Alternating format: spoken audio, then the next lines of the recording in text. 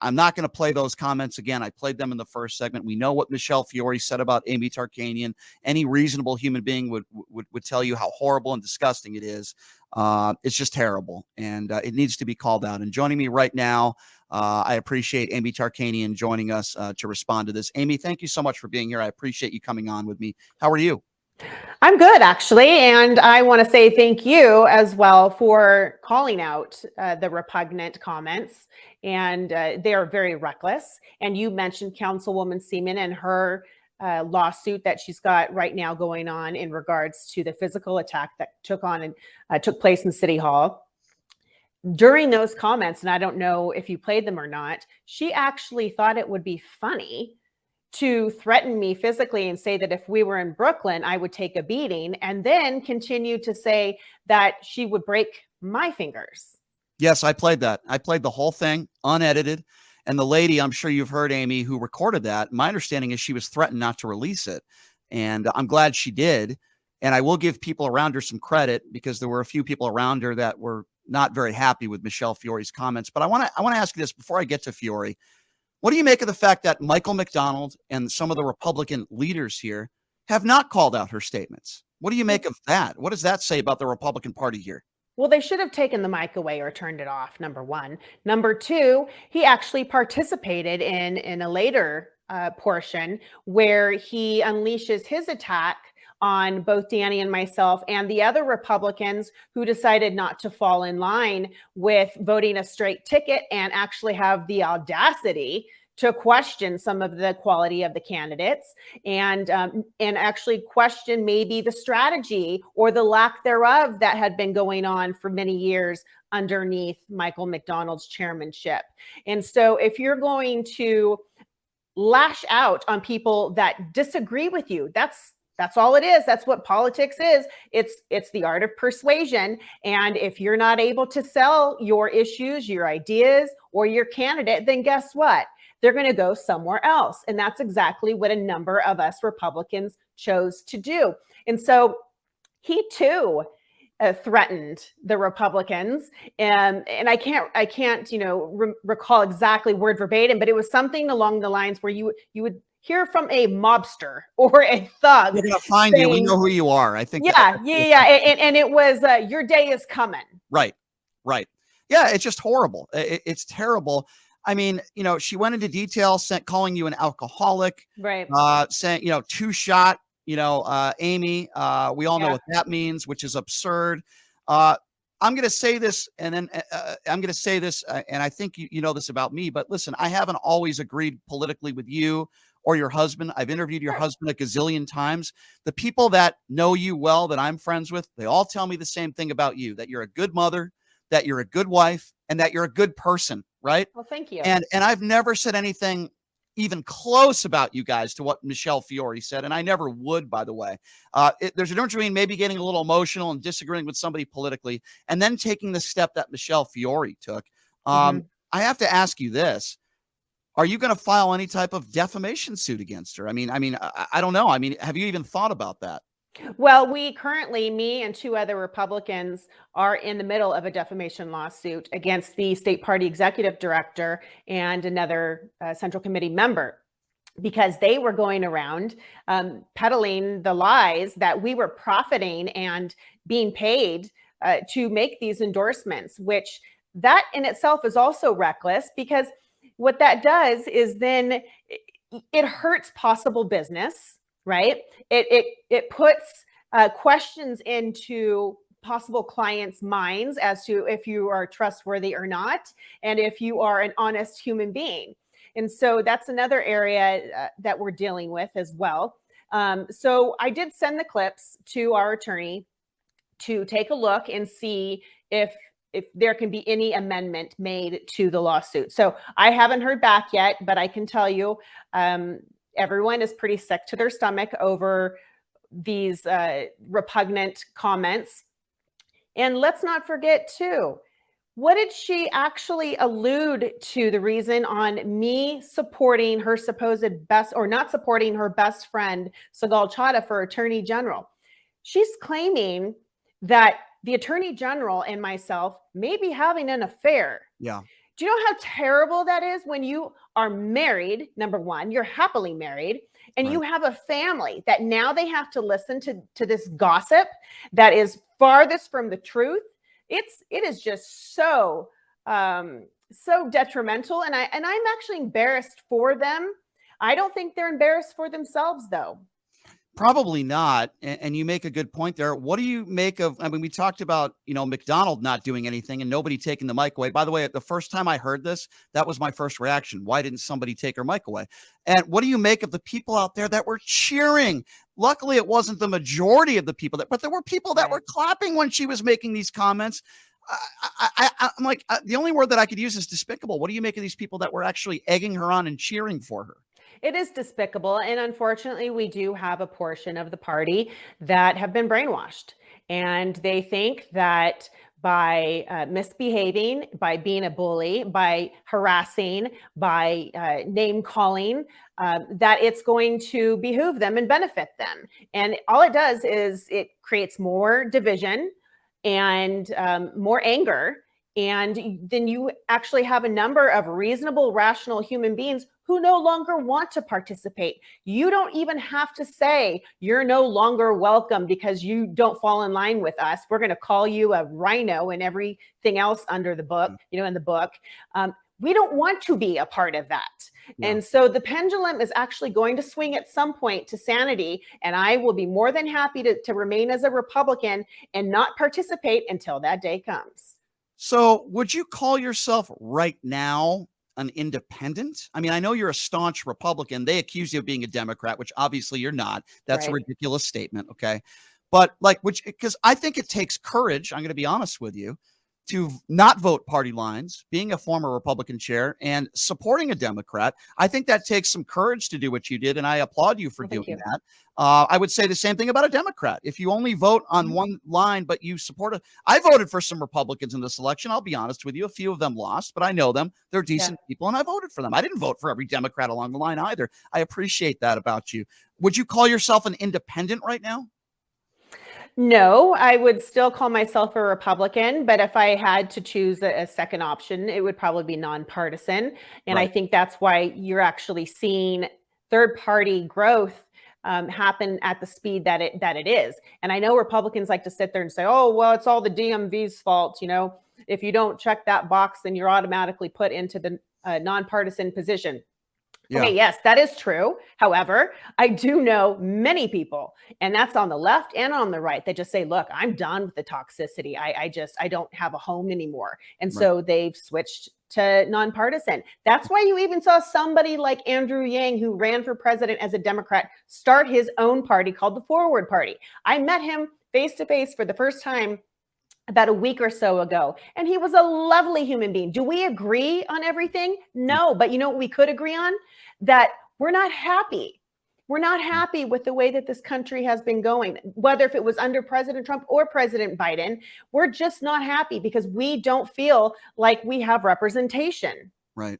What would you say, and would you agree with me that the election deniers out there, whether it be locally, the Jim Marchands, Adam Laxalt, Sigal Chavez, they all lost. Not one Secretary of State in this country that's a Republican and an election denier won.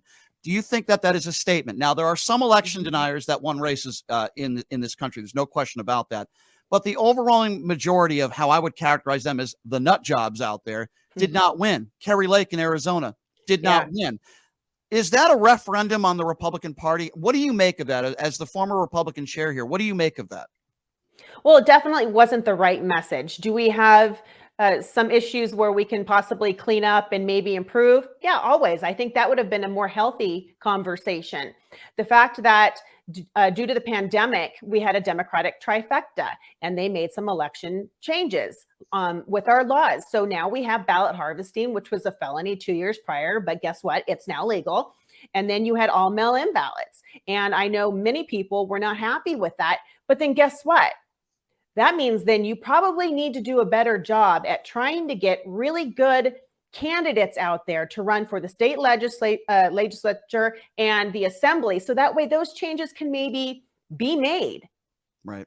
If you had an opportunity to sit in a room with Mike McDonald now and or Michelle Fiori, what would you say to them?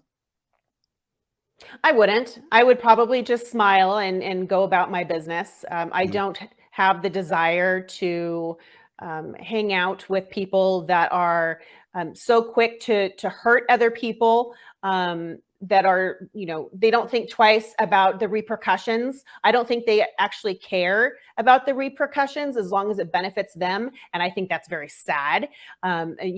Michelle was very quick to say that, stupid Danny Tarkanian married a stupid waitress from Yeah. Fresno and then invoke my father-in-law's name. He Yeah. didn't know who she was. I mean, she was just rambling because she's angry. She's Right. sad that she lost.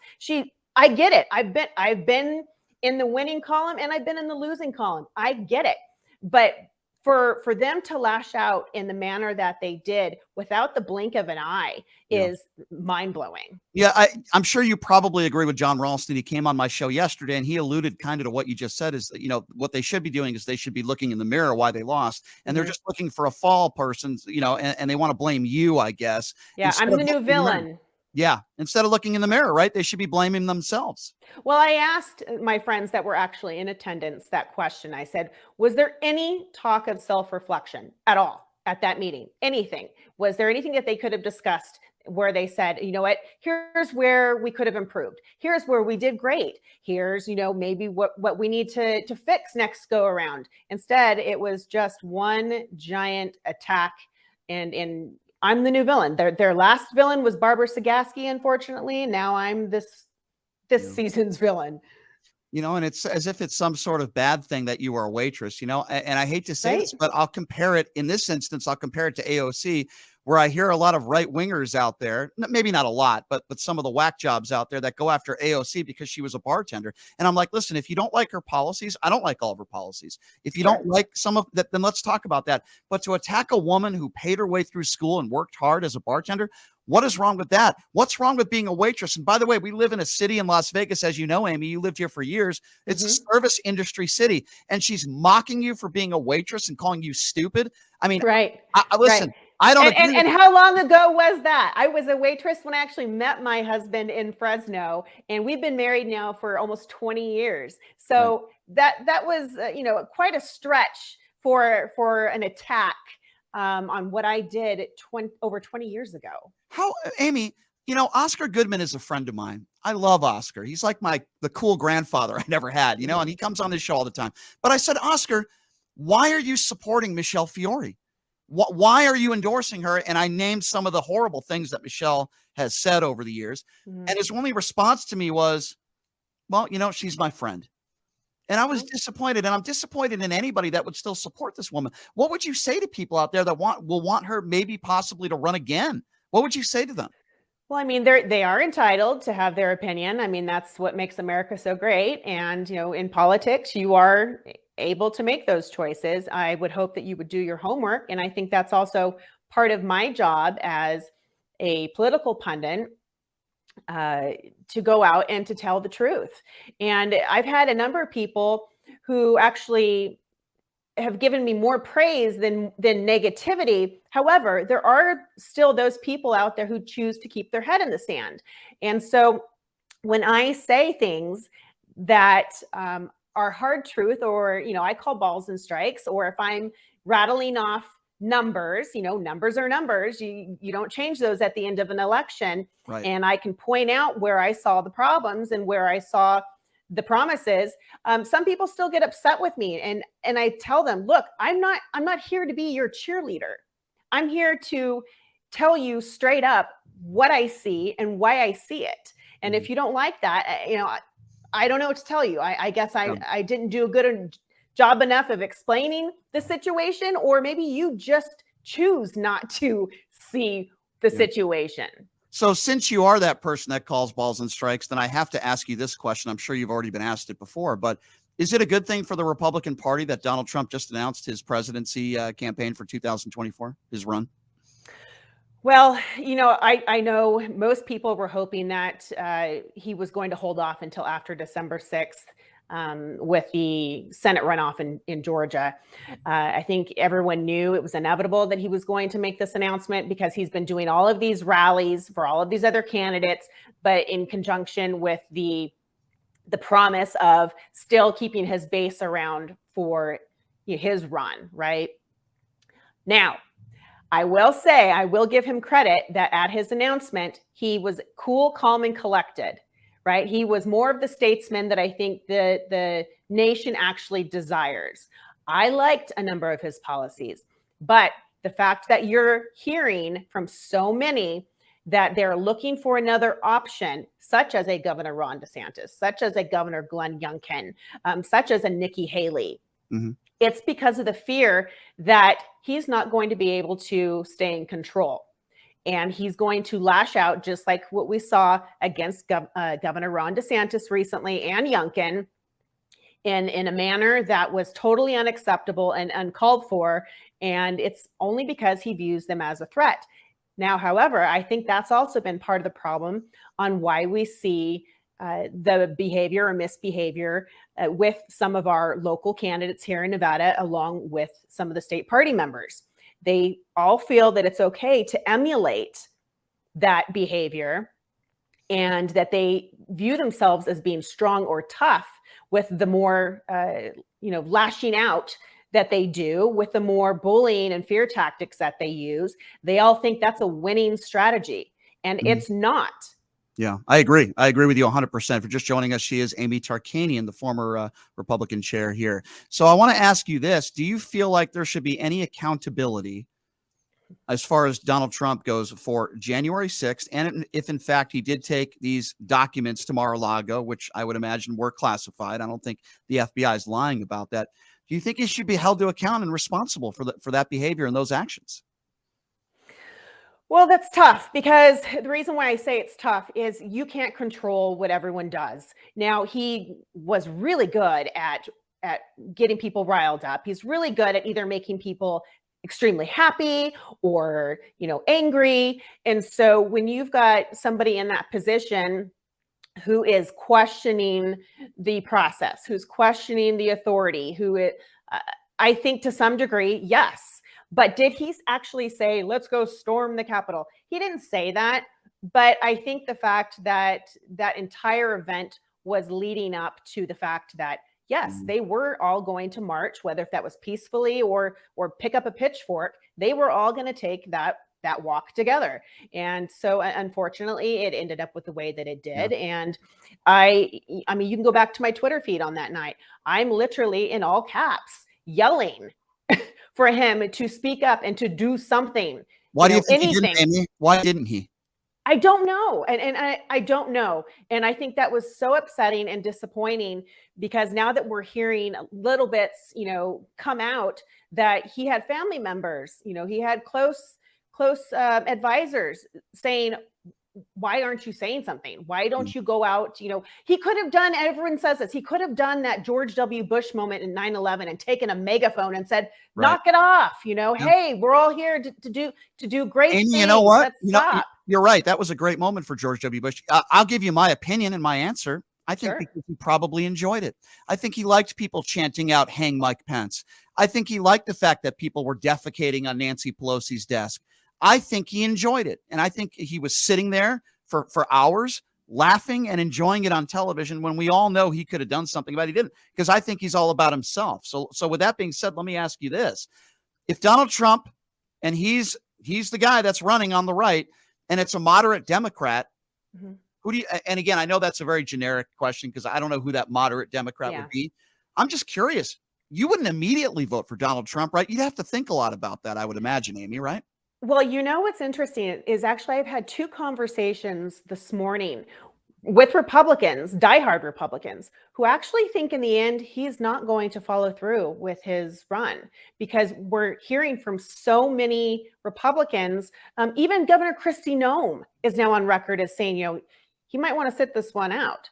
Yeah. And so when you're starting to hear from Republicans, across the board question, if he should be doing this or not, he may end up losing that financial support, that he was hoping for. And he may end up losing the support of those already in office that he was planning on having. So I don't know if he's actually going to follow through or not after I've had these conversations this morning. He might not. I've heard that as well. I think his ego is tough to put aside. And I think that might be the only reason why he sticks it out. But again, we'll have to wait and see what happens. As far as the race goes here in Nevada, as far as governor goes, what are your thoughts on Lombardo? What are your thoughts on him as sheriff, and what type of governor do you think he will be? Well, I'm actually friends with both Steve Sisolak and Joe Lombardo. And that was another, brouhaha. I had posted a picture of me and my husband and Steve one day when we were all in the Reno airport together. Heaven forbid. I've known the man for Right. years when he was county commissioner in Vegas. But I did take a beating for that by the far right, and I don't care. But Joe Lombardo, he and I are also good friends. And I think that Joe, one, did a really good job. He surrounded himself with the right people. And I think really what benefited him as well is the fact that people were still so angry with the way that Steve handled the lockdown and extended the emergency rules and that he was overseeing. Mhm. And so I think that helped Joe tremendously.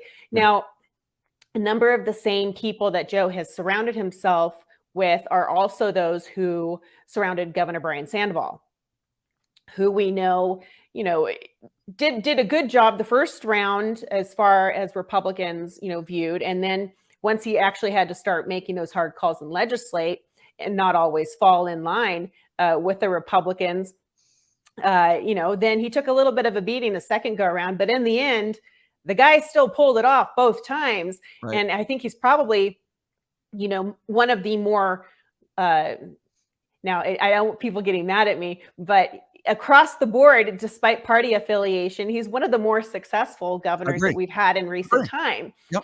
And so you don't have to agree with him 100% or not. It is what it is. And the guy's now president of University Nevada, Reno, and he's, very successful. So you got to hand it to him. And I think you're Joe's right. probably going to be somewhat similar. You're right. I hope so. As far as Sandoval goes, I agree with everything you just said. He worked with Democrats, decent guy. I liked him as governor. I thought he did a pretty good job. We'll have to wait and see what Lombardo does here in the great state of Nevada. I hope he succeeds. I'm rooting for him. Yeah. I guess I would say this as far as Steve Sisolak goes, and I think you'll agree with me on this. The man in the most important hour showed dignity and class. He conceded. He called Lombardo. He wished him luck. Adam Laxalt ain't going to do that, right? He's not going to do that. Oh, he conceded. Yeah, but he didn't, as far as he did concede. You're right. It took him a long time to concede. But I'm talking about making a phone call to Mastel, wishing her luck. I'm here for you if you need any help. That's what Steve Sisolak did. I don't see that from a lot. Not all. I gave Dr. Oz. But why are we not seeing that more from some of the Republicans, particularly here locally, reaching across, making that phone call like what Steve Sisolak did? Listen, once again, I've been on the winning side and I've been on the losing side, and I get it. Some people just need to have a longer moment to wrap their head around what just took place. I mean, this takes blood, sweat, tears, money, tons of hours of work and hours away from your family. And so I understand the sadness and the disappointment that happens with a loss. And, I have spoken with Adam since, and, we went through, the areas that could have been improved and the areas that, that he did really well in. And the areas where really the state party and the RNC could have stepped in, because Catherine Cortez outspent him tremendously. And the guy had everything that a candidate could hope for, right? Yeah. He had Mitch McConnell and Donald Trump. They hate each other's guts, but yet he was able to, have both of their endorsements. He had, the bus. He was touring constantly. He was on Fox News probably more than Sean Hannity was. Can I tell you, though, why? Since you know Adam, Amy, I respect your opinion. I think the reason why Adam lost, a couple of reasons. First of all, endorsing Jim Marchant, who is a QAnon conspirator. Yeah, I didn't like that. Yeah, I thought that was a stupid decision. And number two, the election denying. And here's what I mean by that. Just say Joe Biden is a free and fair elected president. Can we not agree that, some improvements could be made with our, if you want to call it, election integrity? I don't have a problem with that conversation. He refused to ever admit that Joe Biden was a free and fair elected president, and he still believes to this day that Donald Trump won in 2020. I think most moderates and independents don't want to vote for people like that. See, I haven't heard those words come out of his mouth. Now, I'll tell you, I think what really heard him as far as this election denying situation is one, Yeah. yes, endorsing Jim Marchant, but Right. two was at the very beginning when we had, attorneys come here claiming that the election had been stolen. And then you had him standing at the podium with Rick Grinnell, Matt Schlapp, Right. and Michael McDonald, and they didn't have the evidence to back it up. And I don't think that was Adam's fault. I think that at that point you had what people like to call grifters, Right. using him and standing behind him and using him as the scapegoat. I don't think I've ever heard him say that President Biden is not president. Well, I will give him credit for this. He did concede. Last I checked, he's not filing any lawsuits. He's not crying Right. cheating. And I give him credit for that because, I gave Dr. Oz credit when he conceded the following morning. In closing, Amy, I just want to say this again. I'm sorry that you and your family had to deal with these comments. You didn't deserve that. Your family doesn't deserve that. I know you're a nice person. You're a good family person, and it's despicable. And I will always defend you or anybody when it comes to this sort of stuff. It has no business in politics, and quite frankly, it has no business in our society. It's awful. If you, and I hope if she is liable and you win a lawsuit against her, I know you already have one going. You deserve that, and this can't happen. And everybody needs to call it out. I wish more Republicans, I wish conservatives that do radio shows would be calling you up and talking about this. Sadly, most of them are not. And if it was a Democrat, I'd be doing the exact same thing. Amy, I really do appreciate you coming on. I know you're a nice person, and I wish you the best. Thank you, And Brian. I hope